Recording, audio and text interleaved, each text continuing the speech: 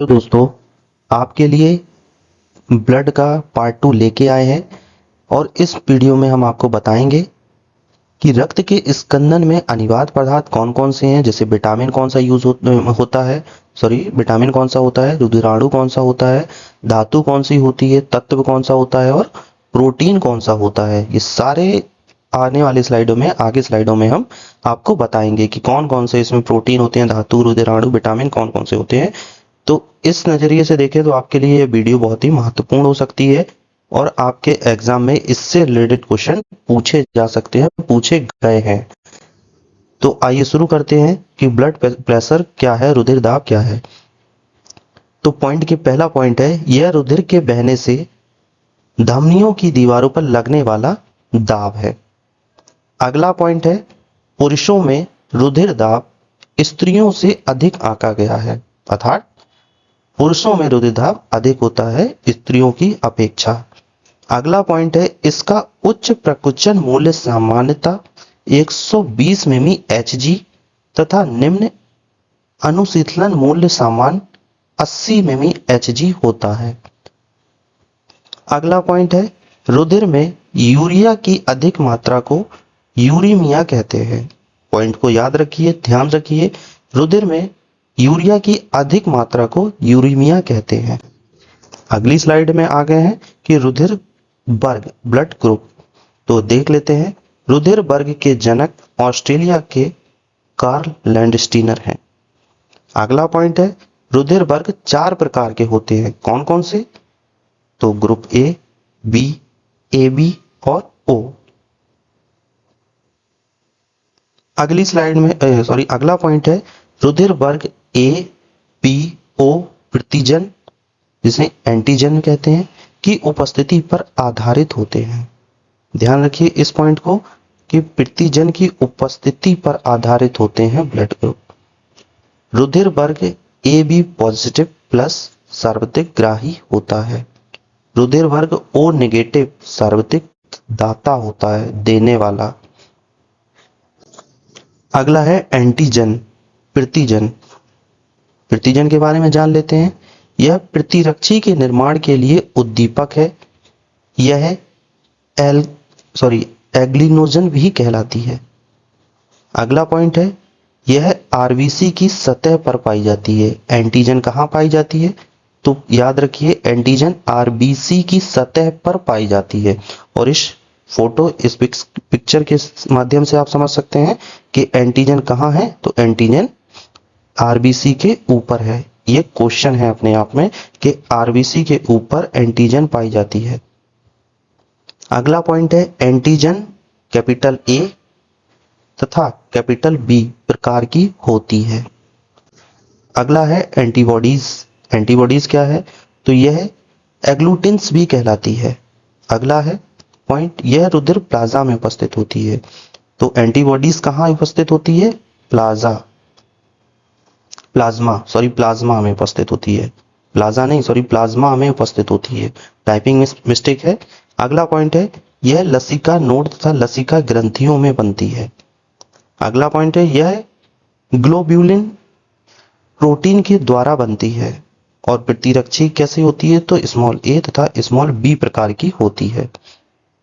और एंटीजन किससे होती है? तो कैपिटल ए और कैपिटल बी। और प्रतिरक्षी स्मॉल ए तथा स्मॉल बी प्रकार की होती है।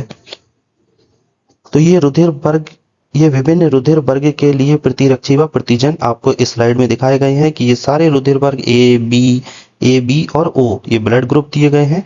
और उसमें प्रतिजन कौन सा होता है? तो ए होता है। प्रतिरक्षी कौन सी होती है? तो स्मॉल बी, बता चुके हैं आपको।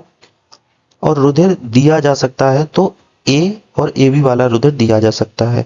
अगर ग्रहण इसकी बात करें कि रुधिर ग्रहण किया जा सकता है तो ब्लड ग्रुप ए वाले को ब्लड ओ और ब्लड ग्रुप ए ही ग्रहण किया जा सकता है, दिया जा सकता है।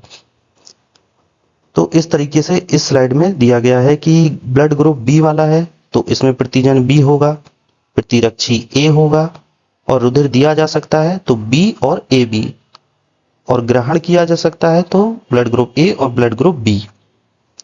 अगर किसी का ब्लड ग्रुप ए बी है तो उसमें प्रतिजन ए या बी होगा। प्रतिरक्षी कुछ भी नहीं होगा, कुछ भी नहीं होगा प्रतिरक्षी। रुधिर दिया जा सकता है तो ए बी वाला ही।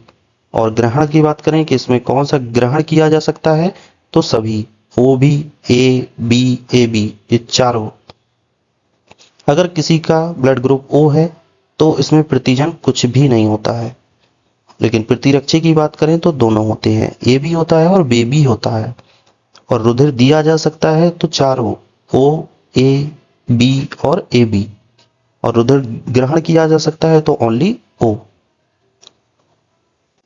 इस स्लाइड के माध्यम से आपको बहुत ही अच्छे से समझ में आ जाएगा कि अगर किसी का ब्लड ग्रुप ए है तो उसमें एंटीबॉडीज क्या है, एंटीजेंस क्या है, ये सब आपको समझ में आएगा। तो सबसे पहले तो कि इसके ऊपर ये क्या लगा हुआ है, बहुत ही अच्छा नजर आ रहा है, इसके ऊपर लगा क्या है, तो ये है एंटीजन।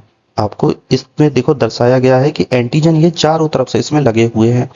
और पहले भी आपको बता चुके हैं कि आरबीसी के बाहर ही एंटीजन होते हैं और एंटीबॉडीज प्लाज्मा में होती है। लिखा भी हुआ है एंटीबॉडीज इन प्लाज्मा। तो प्लाज्मा में एंटीबॉडीज किस तरीके की होती है, तो ये बाई के आकार की होती है। सिर्फ एक को देखेंगे, अगर एक को देखेंगे तो ये बाई के आकार की होती है। और एंटीजन इस तरीके के सर्कल के आकार की है। ये ऊपर वाला भाग देखेंगे, ये इस तरीके से इसलिए है क्योंकि ये एक साथ रहेंगे तो ये एक दूसरे में फिट ना हो जाए, ये यहाँ पे जाके ये फिट ना हो जाए, इसीलिए इस तरीके को ऐसे इसमें बनाया गया है। अगर ये फिट हो जाएंगे तो क्या होगा, ब्लड फ्लो नहीं कर पाएगा, एक दूसरे के अंदर ये फिट हो जाएंगे तो ब्लड फ्लो नहीं कर पाएगा।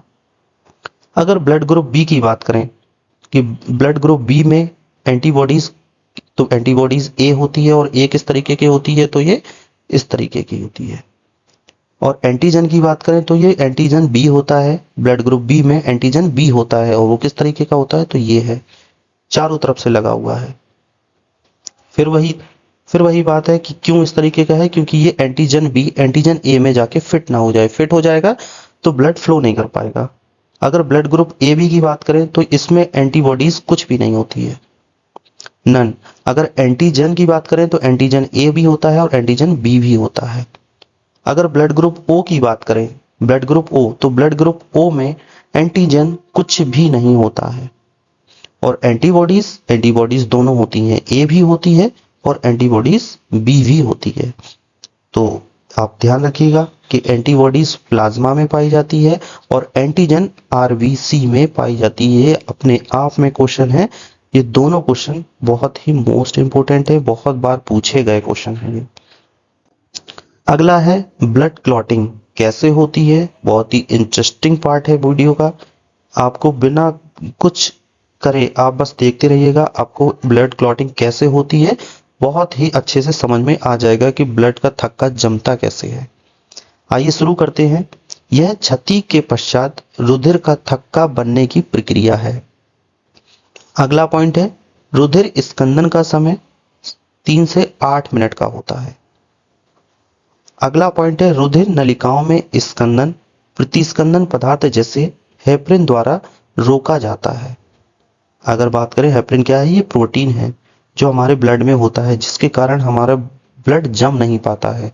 अगर बॉडी के अंदर ब्लड है वो क्यों नहीं जम रहा है, तो हेपरिन नामक प्रोटीन से नहीं जम रहा है। और इस वर्ड को आप याद रखिएगा, आगे ये स्लाइड में आएगा, इसको बहुत ही अच्छे से समझाया जाएगा।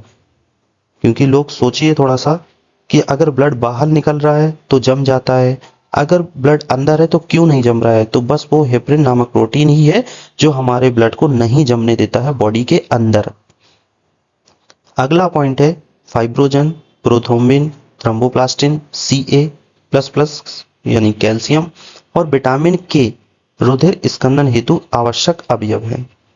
अगला पॉइंट है, हीमोफीलिया एक आनुवांशिक रोग है जिसमें रुधिर स्कंदन नहीं होता है, रुधिर नहीं जमता है और ये बहुत ही घातक बीमारी है। क्यों घातक है, क्योंकि अगर आनुवांशिक रोग ये हीमोफीलिया हो गया तो हमारा ब्लड है वो निकलता ही रहेगा, इसका क्लॉटिंग नहीं हो पाएगा और नहीं हो पाएगा तो सारा ब्लड बॉडी से बाहर आ जाएगा और हमारी मृत्यु हो सकती क्या है, हो ही जाएगी।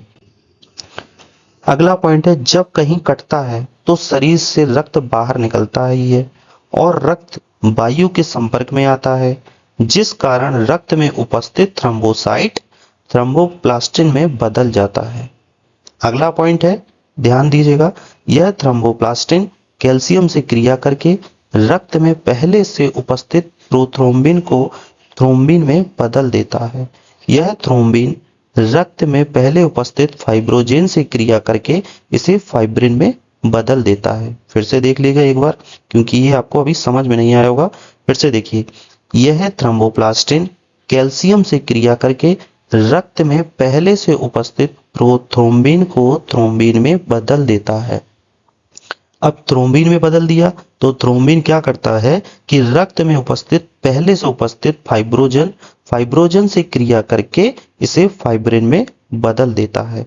और फाइब्रिन की रचना होती है वो एक जाली के समान होती है। जब जाली के समान होगी तो देखिए आगे क्या होगा। तो इस पॉइंट में लिखा हुआ है कि जिसमें रक्त में उपस्थित रुधिराणु मुख्य रूप से आरबीसी आकर फंस जाता है। उस जाली में आकर आरबीसी फंस जाएगा। जब आरबीसी फंस जाएगा तो रक्त का बहाव रुक जाता है, जिसे रक्त का थक्का कहते हैं। अब पॉइंट के माध्यम से जान लेते हैं कि थ्रोम्बोसाइट है वो क्या होगा जब कट जाएगा। तो थ्रोम्बोसाइट वायु की उपस्थिति में आएगा, और वायु की उपस्थिति में आएगा तो थ्रोम्बोप्लास्टिन बना देगा। अब थ्रोम्बोप्लास्टिन क्या करेगा कि खून में पहले से जो कैल्शियम Ca और प्रोथ्रोम्बिन है, ये क्या करेगा कि ये क्रिया करके थ्रोम्बिन बना देगा। जब थ्रोम्बिन बना दिया तो ये फाइब्रोजीन से क्रिया करके फाइब्रिन बना देगा। और फाइब्रिन की आकृति कैसे होती है, जालीकार की होती है। ये पूरी इस तरीके की एक जाली होती है, ये जाली होती है इस तरीके की। और जाली में क्या करेगा, आरबीसी जा करके रक्त का थक्का बना देगा, रक्त का थक्का बन जाएगा। तो आप लोग रक्त का थक्का कैसे बनता है आशा करते हैं समझ चुके होंगे। अब रक्त के स्कंदन में कौन कौन से पदार्थ हैं, कौन कौन से अवयव हैं जो हेल्प करते हैं क्लॉटिंग बनाने में, आइए जानते हैं। तो विटामिन के है जो स्कंदन में अनिवार्य पदार्थ है। अगला, रुधिराणु की बात करें तो थ्रोम्बोसाइट है। अगर धातु या तत्व की बात करें तो कैल्शियम है। और अगर प्रोटीन की बात करें तो फाइब्रोजन और प्रोथ्रोम्बिन है। तो इन चारों पॉइंट को आप बड़े अच्छे से समझ लीजिएगा, क्योंकि ये चारों अपने आप में क्वेश्चन हैं। 4 क्वेश्चन इससे बन सकते हैं। रिमार्क में लिखा हुआ है कि हेमरेज, जिसे नसों का फटना कहते हैं, तो हेमरेज का कारण क्या है, तो विटामिन के है। कैसे, शरीर के अंदर यदि रक्त जम जाए तो व्यक्ति की मृत्यु हो जाएगी। क्या होगा, व्यक्ति की मृत्यु हो जाएगी। रक्त के अंदर हेपरिन नामक प्रोटीन पाया जाता है। ध्यान दीजिएगा, रक्त के अंदर हेपरिन नामक प्रोटीन पाया जाता है जो शरीर के अंदर रक्त को जमने से रोकता है। अतः हेपरिन को एंटीक्लॉटिंग कहते हैं। हेपरिन वायु के संपर्क में आते ही निष्क्रिय हो जाता है। जब तक हेपरिन अंदर है, जब तक ये इन चारों पॉइंट, विटामिन, ये धातु जितने भी हैं, सबको अपने से मजबूत रखता है ताकि ये ब्लड है वो अंदर जम ना पाए। जम जाएगा तो व्यक्ति की मृत्यु हो जाएगी तुरंत। तो हेपरिन जैसे ही वायु के संपर्क में आया, ये एकदम शांत हो जाता है, और जैसे ही ये शांत हुआ, निष्क्रिय हुआ, तो ये विटामिन के और ये थ्रोम्बोसाइट, कैल्शियम, ये सारे मिलके क्या बना देते हैं, खून का थक्का बना देते हैं। जब निष्क्रिय हो जाता है और निष्क्रिय हो जाएगा तो खून का थक्का बन जाएगा। और हीमोफीलिया एक आनुवांशिक रोग है। इस रोग में खून का थक्का नहीं बनता है। इस रोग में खून का थक्का नहीं बनता है। बड़ी खतरनाक बीमारी है। थक्का नहीं बनेगा तो ब्लड हमेशा निकलता ही रहेगा। और अगर बात करें कि हीमोफीलिया सबसे पहले कहाँ हुआ था, तो ये हीमोफीलिया एक महारानी है इंग्लैंड की, एलिजाबेथ, इनसे प्रारंभ हुआ था ये। तो इस वीडियो में आपको सारी चीजें बताई गई हैं। खून का थक्का कैसे जमता है, ब्लड ग्रुप के बारे में, कौन कौन से अवयव हैं ब्लड के, मतलब विटामिन है कि रुधिराणु है, धातु तत्व, प्रोटीन कौन कौन से हैं जो स्कंदन में अनिवार्य होते हैं। तो इस वीडियो के माध्यम से आप ये सब बहुत अच्छे तरीके से समझ चुके हैं। अब आगे इसके वीडियो, इससे रिलेटेड क्वेश्चन आएंगे, क्वेश्चन कैसे बनते हैं, जिसके माध्यम से आप लोग समझ जाएंगे और आपको बहुत ही अच्छे से याद भी होगा, समझ में भी आएगा, ताकि आप क्वेश्चन में जो प्रतियोगी परीक्षाओं में क्वेश्चन आ रहे हैं उनको सही सही तरीके से सॉल्व कर सके, आंसर दे पाएँ।